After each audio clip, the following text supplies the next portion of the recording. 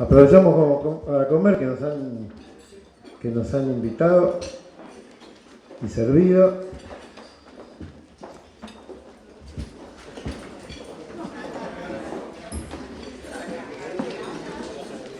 Le vamos a invitar a Gonzalo Chávez a que presente su libro. Nosotros hemos tenido muchas reacciones en función de esta noche. Quiero decir, no quiso subir, pero quiero decir que parte de esa circunstancia la acompañó el compañero Carlos Pierini, que está su hija aquí, Linda Pierini, que forma parte del libro y que forma parte de la historia, de esta historia. Muchos compañeros nos contestaron mal la invitación de hoy porque no querían rever la historia de López Rega y la AAA y todo eso, y Isabelita y todo eso. No querían ninguna cosa nueva, digamos, ya tenían todos sus cajones, sus estantes y no querían aceptar ninguna otra versión del asunto. Pero nosotros estábamos completamente decididos a pedirle a Gonzalo que contara su experiencia. En el libro de Gonzalo, El rebelde acontecer, eso es solo un capítulo, pero en la historia simbólica del movimiento y de la satanización del movimiento por parte del enemigo es un tema clave. Entonces, el libro que ustedes pueden comprar ahí a un precio módico de 150 pesos y llevárselo firmado por el autor, el libro cuenta toda la resistencia sindical peronista. Por eso es tan valioso este trabajo. Compró Coligüe, lo guardó muchos meses. Nosotros le decíamos, ¿cuándo lo van a editar? Porque era como que no querían editarlo, lo habían comprado para no venderlo, digamos. Y mientras tanto salían los libros de todos estos escritores de la CIA, hablando reacto y todas esas cosas, hablando en contra de los compañeros y de las situaciones. Bueno, entonces nos pareció muy valioso hincharlo a Gonzalo para que viniera. Él había hecho un libro extraordinario sobre los bombardeos de la Plaza de Mayo.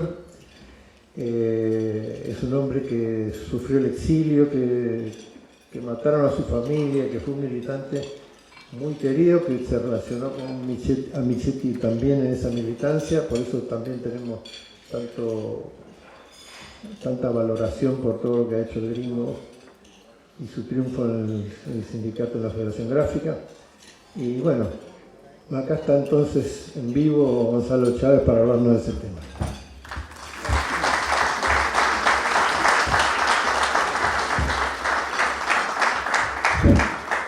Bueno, buenas noches a todos. Muy agradecido por la invitación. Un agradecimiento a Martín García y un agradecimiento a todos ustedes por estar acá y por permitirme conversar con ustedes. Y bueno, y no puedo dejar de decir que este homenaje a mi viejo, que lo compartimos con mi hija, para mí es muy fuerte. Ustedes saben que nosotros, nuestra familia, la relación con mi viejo era una relación de conflicto y de amor, ¿sí? Una relación, lo seguimos mucho, ¿sí? No sé, cuando él cayó preso la primera vez, después del 9 de junio del 56, no sé si todos estábamos de acuerdo con lo que él pensaba y hacía, pero lo bancamos. Nuestro fin de semana por año, casi por 5 años, fue visitar cárceles. Conocimos casi todas las cárceles del país, ¿sí? Y ahí yo comencé a escuchar los relatos de las gestas y de la resistencia peronista. Conocí a sus hombres, a los protagonistas, a los jóvenes de la juventud peronista del CONINTE, que eran gente admirable, que hablaban en el 57 con el lenguaje de los 70, y nosotros no podíamos entender de dónde hablaba esta gente, ¿no? Y bueno, y en ese trasquinar fue apareciendo la militancia. Yo siempre creí que había comenzado a militar por un acto de conciencia personal, de que en un momento de mi vida había tomado conciencia de la situación política y social, y bueno, y decidí militar, pero escribiendo este libro me di cuenta que no era. Yo comencé a militar por mandato paterno, así, de una, y lo asumí, ¿para qué voy a mentir? Eso fue, yo iba a visitar a mi viejo y me daba una carta, dice, anda, entrega esta carta, lleva este diario, anda a visitar acá. Una vez, les cuento esto, es una anécdota interesante. Una vez mi viejo estaba en la cárcel, en la Penitenciaría Nacional de Las Heras, y yo estaba haciendo servicio militar en la aeronáutica en Quilmes. Y iba a visitarle los fines de semana del informe, porque en el birrete de soldado llevaba una petaca de ginebra. Siempre llevaba algo para que tuvieran, ¿no? Estaban muy secos ahí en el penal. Y un día, después de la visita, mi viejo me dice, escuchame una cosa, escondé este paquetito, que no te lo vea nadie. Y llévalo a esta dirección. Me dio un papelito con una dirección. Y dice, no preguntes qué es. Bueno, y yo cumplí en la orden y en el viaje no pude más. Y dije, yo no voy a abrir esto, no puede ser. Bueno, y lo abrí. Abrí el paquete y era un carnet de la revista Life en blanco, ¿sí? Con una cartulina color granate, letras doradas, impecable. Es una libreta, ¿no? Y bueno, lo entregué y a la semana siguiente volví a la cárcel y mi viejo me preguntó, ¿lo llevaste? Sí, yo no lo habrás abierto, no, dice, no, yo lo voy a abrir. Y le digo, pero explícame un poco, dice, ¿qué es lo que hice yo? Dice, no, lo que pasa, dice que acá en la cárcel es imposible vivir si no tenemos buena relación con los presos comunes. Y ellos nos dan una mano y nosotros le tenemos que dar otra. Y bueno, no sé qué irían a hacer esta gente con ese carnet de la revista Life, pero lo habían falsificado en la imprenta de la cárcel. Y bueno, esos son los misterios de esta. Y bueno, así fui aprendiendo. Y cuando me puse a escribir en este libro, que no voy a hablar de todo el libro, porque el libro cuenta muchas cosas, yo intenté transcribir todo lo que yo viví, lo que escuché, lo que vi y lo que milité en el peronismo, que no es lo más importante, pero es lo que pasó cerca de mí. Entonces yo dije, yo voy a hablar de mi experiencia, porque no me da para hablar de otro lugar. Entonces traté de transcribir toda la historia oral del peronismo. Ustedes saben que últimamente se han escrito muchos libros sobre el peronismo. Yo tengo leído cantidad, no digo que todo, porque sería soberbio, pero leí muchos de ellos y me aportaron muchas cosas. Pero la historia oral del peronismo sigue siendo más grande que lo que escribió. El peronismo está más cerca de la leyenda que de la historia. Y no sé si es más importante o no, pero el peronismo sigue siendo leyenda. Y esa leyenda está buena porque cada generación la recrea. La historia, cuando una vez que se escribe, es difícil modificarla. Ya lo sabemos nosotros, ¿no? Es muy difícil. En cambio, la leyenda, cada generación la toma y la recrea. Y bueno, y eso es lo que traté de transcribir en el libro. Y hay muchas historias en el libro, ¿sí? Es una mezcla de periodismo, historia y literatura, porque todo lo que no me acordaba, no sabía, tuve que recrearlo, ¿sí? Para poder hilvanar un relato, que es el que acompaña el libro. Y una de las partes del libro habla de la doctrina de la AAA, que Martín siempre me alentó y me dijo, Gonzalo, esto lo tenés que publicar, yo te voy a dar una mano, venía a verme, yo le voy a dar una mano. Bueno, en ese ida y venida pasó un tiempo y lo logramos publicar, y bueno, hoy está acá el libro está circulando muy bien, según la editorial se está vendiendo bien en las librerías. Lo digo esto no por un mérito personal, sino porque es evidente, es un momento interesante hoy de la historia de nuestro país y hay necesidad de nutrirse de cosas fuertes, ¿no? estamos en un momento de resistencia, ¿sí? Acá Horacio Giannini, en su elaboración sobre aspectos poco conocidos como nosotros, como es el mundo simbólico, explicó algunas cosas interesantes. Nosotros estamos en una etapa de resistencia, venimos de una derrota electoral que puede transformarse en una derrota política, puede. Por ahora es una derrota electoral, pero toda derrota se paga, tiene su precio. No te perdonan y se paga el contado, no hay crédito para eso.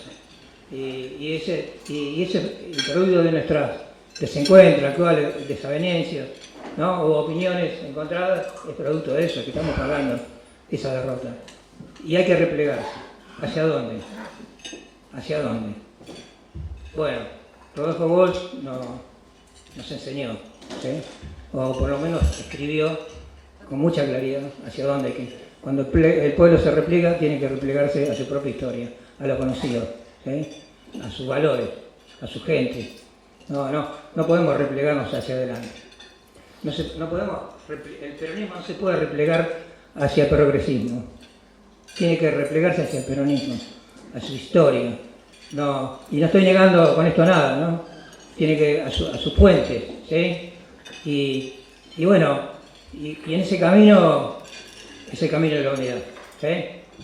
Bueno, Giannini ya habló de eso, de los pros y los contras de un proceso de unidad. Pero nosotros tenemos que compartir un proceso de unidad. Hay que evitar el síndrome del 75. ¿Qué es eso? El aislamiento de la militancia. Si logran aislarnos, nos cortan la cabeza. Así de bueno. Nosotros tenemos que ganar tiempo y ganar esfuerzo y construir. ¿Qué hay que construir? ¿Qué es lo que hay que construir? Hay que construir el protagonismo de los trabajadores. Eso nos faltó. Y en eso estamos. Y en esa historia, lo que Martín me pidió hoy, que les contara, y no voy a abusar del tiempo, que les contara, porque se me enfría la comida, que me contara de la AAA. ¿Ustedes se acuerdan de la película La batalla de Argelia? De Gillo Pontecorvo. Sí, hay una escena donde un oficial del ejército francés, del ejército colonialista, frente a una pizarra dice: nosotros no conocíamos nada de la organización de la resistencia argelina y comenzamos a través de las detenciones y de los apremios, no dice de los apremios, pero dice de las consultas, a construir la organización. Y fueron construyendo la organización de la resistencia argelina. Ese episodio, así, idéntico, de la misma forma, se había producido acá en la Argentina en el año 1961. La película es creo que es del 58, ¿no? Sí, de 1958. Del 60 y pico de la película, 62. Y este episodio se había producido en 1961, ¿sí? El teniente coronel Hamilton Díaz, un oficial del Servicio de Inteligencia del Ejército, formado por los franceses, que había estudiado en la Escuela Superior de París, de Guerra de París, en una conferencia de prensa que inauguraba un curso de contrainsurgencia, el primer curso realizado en Latinoamérica de contrainsurgencia que se hizo en Argentina, organizado por el Estado Mayor del Ejército, y dice lo siguiente. La conferencia que él da se llama La lucha contra el terrorismo, donde explica cómo destruyeron la resistencia peronista, ¿sí? Eso está publicado, si le quiero consultarlo, está publicado, paso por paso, ¿no? Es muy inteligente lo que dice este hombre. Él se dedicaba a estudiar el peronismo y sabía mucho, casi como nosotros sabía el peronismo. Y él dice: nosotros no sabíamos nada, el ejército no sabía nada del peronismo, la policía reprimió durante mucho tiempo y no logró información operativa, entonces nosotros tomamos la cuestión por su nombre y detuvimos a una persona, y a partir de esa detención fuimos reconstruyendo la organización de la resistencia peronista, ¿sí? En esa publicación está. el conjunto de la resistencia. Muchos compañeros dicen que ese cuadro que presentó el Servicio de Inteligencia del Ejército no es cierto, que es muy organizado, que la resistencia no era tan organizada. Pero es una visión interior. Desde afuera, la visión que tenía el ejército era esa y es valorable. ¿Y qué había pasado para que ocurrieran estas cosas? Ustedes saben que durante el gobierno de Aramburu, el gobierno de Aramburu contrató para combatir al peronismo a 2 oficiales del ejército francés. Se los contrató así personalmente con el apoyo de la embajada francesa. Se llamaba Patrice Denorois y Pierre Badier, 2 tenientes coroneles del ejército francés con experiencia en la guerra de Argelia, ¿sí? Y esa gente trabajaron sobre 2 programas. El primero se llamó Hierro, que era difundir en todas las unidades de las Fuerzas Armadas y Seguridad la doctrina de contrainsurgencia. Hicieron conferencias viajando por todo el país. Contaron con la colaboración de oficiales del ejército argentino que habían estado estudiando en la Escuela Superior de Guerra de París, ¿sí? Que eran unos cuantos. Y el segundo programa se llamó Hierro Forjado, que cuadricularon el país para controlar a la población, ¿sí? En zonas, subzonas y áreas. Eso se hizo en 1958, ¿sí? Y se aplicó abiertamente y públicamente en la última dictadura militar, ¿sí? Zonas, subzonas y áreas, ¿sí? Lo que nosotros no sabíamos, que es una de las cosas que cuento en el libro, es que ese mismo esquema se planteó durante el plan Conintis, ¿sí? Pero no sabíamos de la existencia de los oficiales franceses, nos habían llegado algunos rumores.